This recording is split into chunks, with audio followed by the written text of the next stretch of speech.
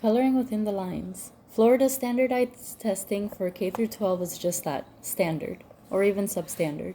Most of the content taught in schools today is primarily geared toward preparing students to achieve a passing grade rather than learning important material and actually educating. The standardized tests that students must take are not one size fit all. They are timed, state mandated, and have short break times, which are not friendly for all the different learning styles and test takers.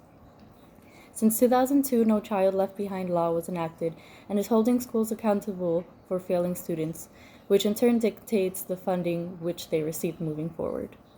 The stakes for those exams were increased when President Obama's $4.3 billion Race to the Top funding competition, in which states could win federal education funding by promising to undertake specific reforms, including evaluating teachers by test scores and adopting common standards. Washington Post. The standardizing of these tests leaves students and teachers in a tough spot. Do we teach for the sole purpose to be a top-scoring teacher or for the benefit of the student?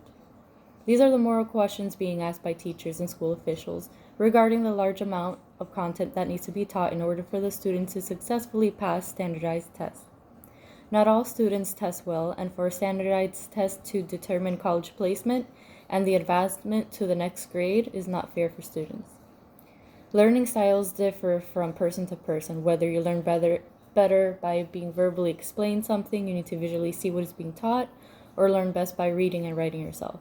The learning styles also translate into test taking. One size does not fit all.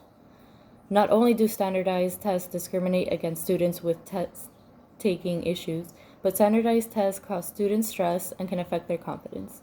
Another issue that standardized testing imposes on students is the limitation of learning. The material being taught in order to prepare students to pass standardized tests is limited and does not allow students to question, grow, or learn about practical applications. In this way, teachers are only teaching to test, and the type of teaching evaluates a student's performance without considering external factors. Grade power learning. Some children may be extremely intelligent, but simply do not test well. In conclusion, standardized testing, although useful to provide benchmarks for students, is far too standard to grade the entire education of a student.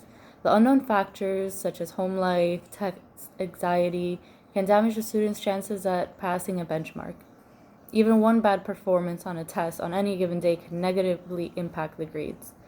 The thought of standardized tests determining if a child will pass to the next grade or if a school will receive additional funding just doesn't add up. All of the parameters have not been considered when enacting that standardized tests be the tell-all decision.